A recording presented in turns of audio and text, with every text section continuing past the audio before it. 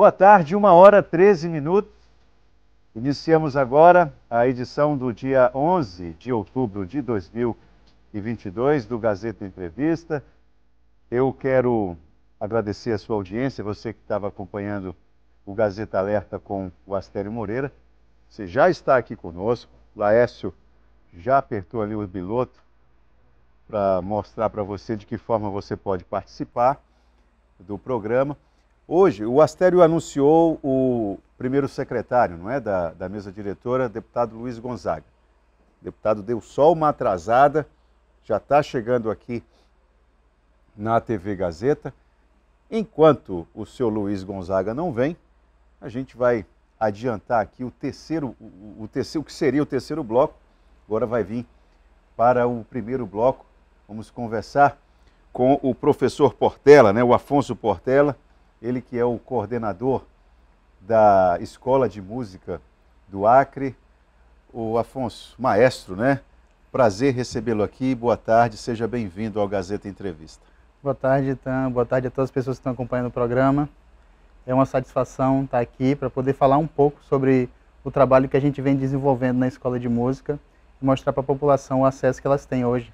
Pois é, importante, inclusive, o maestro estava aqui enquanto as coisas não aconteciam, a gente não entrava no ar, o colega nosso aqui da produção já informava, olha, minha filha vai começar a aula de música amanhã lá na Escola de Música, para que nós percebamos que quando a máquina está girando e ela trabalha da forma como deve, a repercussão ela é imediata, não é, professor? Eu queria que o senhor explicasse para nós vamos falar um pouco da história daquilo ali, mas eu queria que você pontuasse como é que está a Escola de Música hoje. Atualmente, a Escola de Música possui mais de 500 alunos matriculados, dentre eles, alunos de primeira série do Fundamental até o terceiro ano do ensino médio, que eles estudam pelo período da manhã e da tarde. Além disso, a gente tem vagas para a comunidade, que acontece pelo período noturno. Então, a gente organizou a escola de uma maneira em que em cada dia da semana receba uma turma e que seja diferente de acordo com a faixa etária do aluno, né? Então, à noite é só comunidade e durante o dia só alunos da rede pública. Mais de 500 ali, tem espaço para... Como é que é? Porque a escola é grande, é um espaço generoso, mas 500 alunos é muita gente. Como é que vocês estão fazendo? Então, o sistema de ensino, a gente tem um percurso formativo organizado em que o aluno estuda disciplinas da música, né? Então, no primeiro horário, ele estuda o instrumento que ele escolheu durante o ato de inscrição. No segundo horário, eles se juntam todos em uma outra turma para fazer teoria musical. E no terceiro horário, os mesmos alunos que se juntaram, eles vão fazer o canto coral. Ao tempo em que os alunos do primeiro horário encaminham-se para a disciplina coletiva, entra uma segunda turma que vai fazer o instrumento e depois seguir o mesmo percurso. Então, o fato de a gente repetir isso 5 vezes por semana, durante os 3 turnos e ainda no período noturno, manhã, tarde e noite, faz com que dê a possibilidade de que a escola consiga atender mais pessoas do que em outros momentos.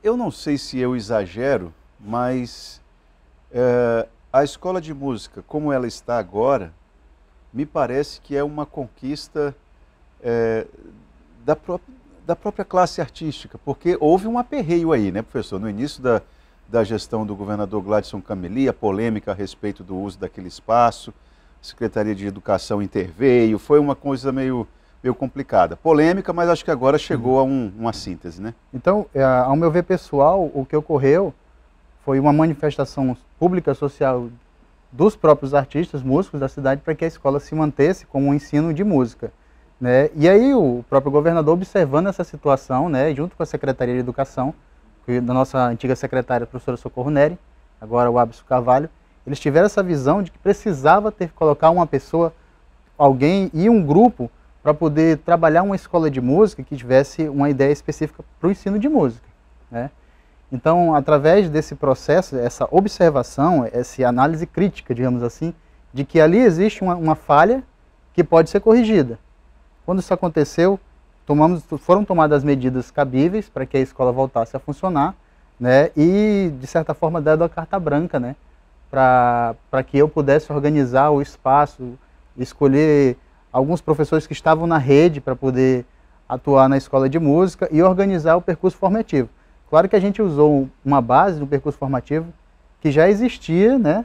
Mas a gente fez algumas alterações tendo em vista as necessidades atuais, como o caso, por exemplo, de haver poucos professores, não haver que estejam na rede, né? Que é uma das necessidades que a gente tem, e por isso, pelo fato de ter professores, a gente precisa organizar de uma outra maneira para conseguir atender mais pessoas. Então hoje, por isso que hoje a gente consegue ter 500 alunos na escola de música, porque de certa forma foi entendido que a qualificação é necessária na área específica para atuar dentro do espaço. Entendi. Né? Em outros momentos, a gente teve já gestores da escola de música que eram formados na área da música, mas houve outros momentos que tiveram outros gestores que eram de outras áreas. Não desmereço nenhuma das áreas, não é isso que eu estou querendo colocar aqui. O que eu estou querendo colocar é que fica mais fácil para a gente, que é de uma área específica, conseguir coordenar um espaço dessa área. Então, houve-se essa percepção pela parte da nossa antiga secretária e do nosso secretário atual. Você está desde o início da gestão de Gladson lá, na escola de música? Não. Não? Então você não saberia me dizer o que vocês herdaram, né? Como é que estava a escola de música assim que o governador Gladson Cameli assumiu? Ou você saberia me dizer? Saberia dizer. Eu atuo na escola de música desde o ano de 2010. Ah, então você tem propriedade para falar. Como é que estava a escola de música quando o Gladson Cameli assumiu? Houve um momento em que a escola de música não tinha recurso nenhum, para ser mais exato, né? Houve situações em que a escola não tinha muro, né? A escola foi depredada, roubaram ar-condicionado da escola, né? Ficou sem professores, porque um contrato que tinha, que não era um contrato efetivo, né? Que eu acho interessante frisar, que atualmente nós temos professores efetivos atuando na escola de música do quadro da educação. Não tinha professores. Isso é muito importante. Isso é muito importante. Isso é bom. E aí foi chegando a um ponto de que ela não tinha como funcionar, né? E foi justamente nessa época em que eu me afastei um pouco da escola e atuei em outros espaços, justamente porque eu já estava trabalhando com a educação, e aí eu fui trabalhar na época no Núcleo de Altas Habilidades, onde eu fazia avaliação de crianças com superdotação, possível superdotação em música, né? E aí nesse momento a escola, de certa forma, fechou. Assim, não funcionou, porque não tinha professor, não tinha processo seletivo para ingresso, né? Mas aí, já com a retomada do governo, ela foi reformada, foram contratados alguns professores, foi colocada uma pessoa para estar a gestão, e aí em seguida eu fui convidado para atuar como coordenador pedagógico da escola na época, né? Não tinha pegado a chefia da escola. Trabalhei como coordenador pedagógico, auxiliando essa parte pedagógica entre música e essa relação entre a gestão e a música. Bom, com 500 alunos ou algo próximo disso, o que precisa, qual a conquista que vocês não podem abrir mão, como é que a gente pode, daqui para cima, o que você destacaria? Hoje eu tive uma conversa com o nosso secretário de Educação para algumas necessidades da escola, né, e hoje ela vai se transformar em um centro de educação em música, assim como é o centro de línguas, né? Esse é o procedimento que vai ser adotado. Vai ter direito à merenda, né? Vai ter direito a participações em congressos e em festivais, né? A escola de música, ela vai ser uma escola agora efetivamente, né? Exatamente. Com profissionais específicos. Uhum. A escola de música, nesse momento, ela é um caminho. Eu definiria a escola de música como um caminho, uma direção. Por quê? Porque aquela criança vai para a escola de música e quando ele termina o percurso dele todo, a nossa ideia é que ele saia técnico. Então ele pode concorrer a um concurso público no Rio de Janeiro, em São Paulo, em bandas militares, ele pode seguir uma carreira acadêmica, ele pode entrar na Universidade Federal, fazer como eu fiz, né? Fazer uma pós-graduação em outro estado, e ele pode seguir. Então é o norte, né? Tem-se hoje a compreensão de que investir na escola de música é investir em segurança, é investir em saúde e em educação ao mesmo tempo. Vocês fazem um trabalho muito mais robusto, complexo do que um conservatório, então, né? Ou não? É muito semelhante a um trabalho do conservatório, né? A gente tenta fazer um direcionamento que possui um percurso. O conservatório também segue esse padrão de educação, um percurso formativo em que o aluno estuda disciplinas voltadas para aquela formação. A gente segue um padrão educacional de conservatório, na verdade. Agora, o conservatório, ele é por exemplo, o camarada já chega com aquele instrumento e ali ele refina aquela expertise dele naquele instrumento, né? Então a coisa, digamos assim, o nível já é um pouco mais alto, né? Pelo menos é uma impressão que eu tenho. Né? No conservatório é porque assim, culturalmente a educação musical ainda no nosso estado ela está caminhando. Está engatinhando. Está engatinhando. E os estados que possuem conservatório, geralmente no sul do Brasil, sudeste, eles têm anos de processo de educação musical. Então, às vezes, a criança que entra lá, ela já começou em casa porque a família incentivou, né? E aqui no nosso estado ainda não tem ainda essa cultura, né? E está caminhando para isso. A gente está fazendo isso. Inclusive, o nosso trabalho de formação de plateia, mesmo se o cidadão não vira um músico profissional, mas que ele tenha consciência e sensibilidade à arte, isso ele vai adquirir dentro da escola. Como é que eu posso, meu filho está interessado, ou eu também estou interessado junto com meu filho, como é que eu faço para estar na escola de música, ser um integrante de lá? O que nós estamos fazendo? A cada 6 meses a gente está tentando reorganizar as turmas, porque é fato, é nacional a evasão dentro de escolas de música. Desistência, a pessoa não se identifica, a disciplina que a música exige. Exige muita disciplina e às vezes as pessoas não sentem compatibilidade. Então a gente reorganiza a turma, vê a evasão, vê a carga horária dos professores e lança novas turmas. Tanto turmas iniciantes como turmas intermediárias, que é para quem já toca um pouquinho. E aí nesse edital tem todos os processos de ingresso explícitos, né? Além disso, dentro do edital a gente destina 5% das vagas para deficientes e 5% das vagas para crianças em situação de vulnerabilidade. Então, isso aí já é uma praxe de vocês. Já é a nossa praxe. Então, quem tem problema, por exemplo, um deficiente visual, já tem um espaço garantido lá, precisa ficar esperto em relação aos editais, né? Isso. E geralmente o nosso último edital agora, ele foi muito bem divulgado, inclusive agradeço toda a mídia por isso, né? Vocês também nos ajudaram bastante. E no primeiro dia, pela manhã ainda, todas as vagas para a comunidade já estavam preenchidas. Minha Nossa Senhora. Para você ver como que tem uma demanda reprimida, né? Sim. É uma necessidade. A gente está num período pós-pandêmico, né? A música foi um dos movimentos que salvou, não só a música, a arte como geral, salvou as pessoas na pandemia, de ansiedade, depressão. O poder latente que isso tem é enorme. Só precisa ter essa consciência da capacidade que isso tem. Porque o artista é, de fato, o artesão, que é aquele que sabe fazer alguma coisa, né? Isso só precisa ser compreendido. Agora, o Portela, como é que uma criança do primeira série, como é que é isso aí? Eu fico só imaginando como é que deve ser uma aula de música para aqueles curuminzinhos pequenininhos. Eles já chegam bagunçando tudo, como é que é? É interessante você falar isso. Primeiro que é uma coisa mais fofa que tem, eles pequenininhos lá, né? Eles fazem uma disciplina chamada musicalização infantil, que é para que a criança gere a capacidade de sentir o som, de observar, criar ritmo e afinação. E a flauta doce, que é um instrumento musicalizador também, que é pequenininho, é mais fácil dele segurar.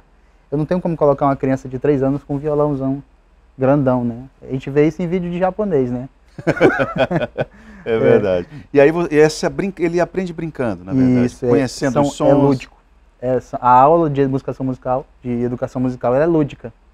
É o tempo que ele vai brincando, ele vai descobrindo os enigmas da música, os signos e todos aquilo que forma, tanto na parte prática quanto na parte teórica.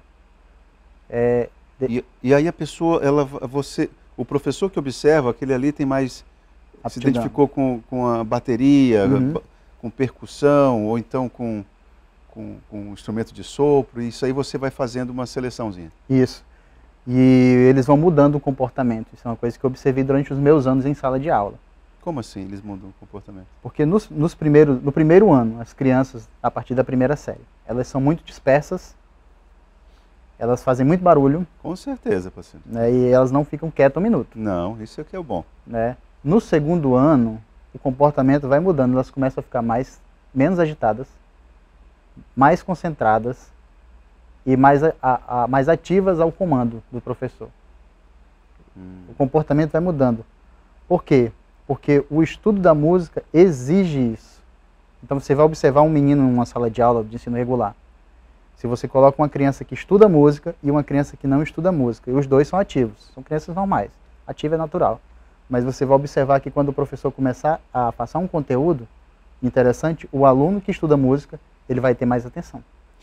E eu quero que você relacione exatamente isso. Como é que a escola de música pode ajudar na outra ponta, no ensino da matemática, da física, da língua portuguesa? Como é que é? Qual a relação disso com a música? De certa forma, é da maneira mais lógica, né? A física, ela está presente no ambiente.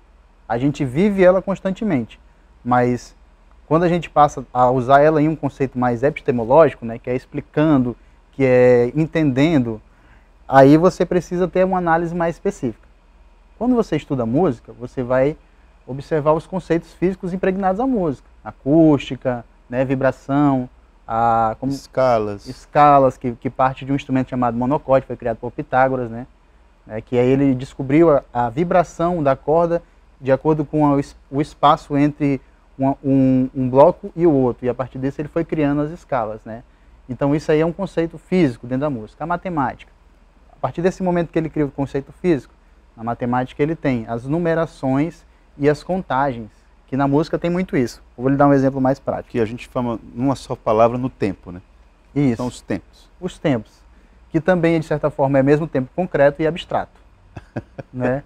Porque se você marca um tempo, uma duração de tempo, ele é abstrato porque ele existe, mas se você coloca uma mão em cima e uma embaixo e determina a velocidade do ponteiro, ele se torna concreto.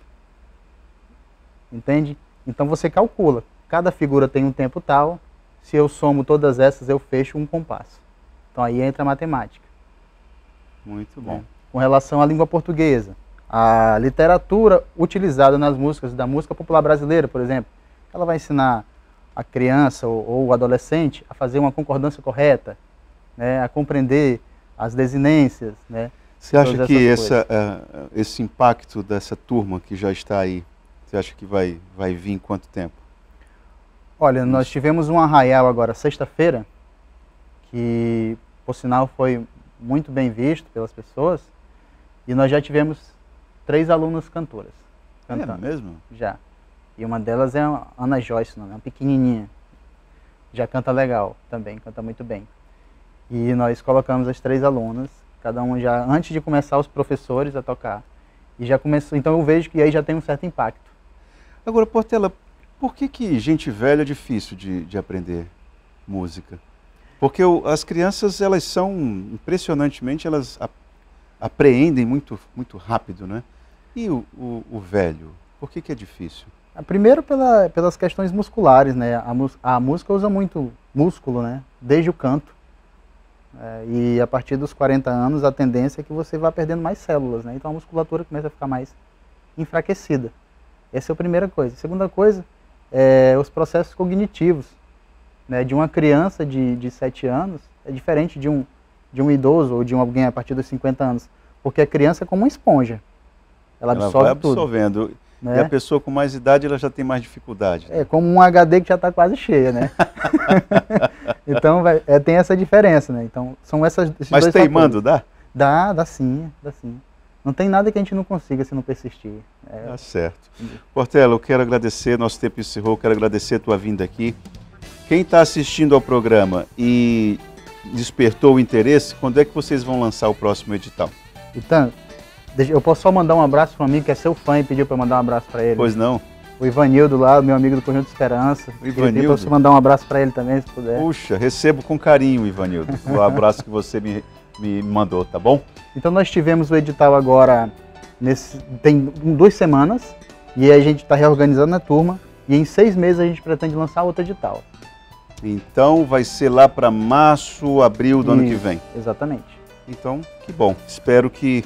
Eu tenho certeza, não espero não, eu tenho certeza que a escola de música vai deslanchar. Tenho certeza que o governo, compreendendo a importância, já é uma boa... Você me trouxe uma novidade bacana demais, de que o Aberson, o secretário de Educação, vai transformar aquilo ali, né? Vai dar merenda, vai permitir que vocês participem de congressos, simpósios. Isso é muito bacana. Parabéns. Obrigado, muito obrigado. Parabéns pela condução sua e de toda a sua equipe. Bom, vamos fazer um intervalo agora e já voltamos com o deputado Luiz Gonzaga, deputado reeleito aqui na nossa Assembleia Legislativa. Já, já.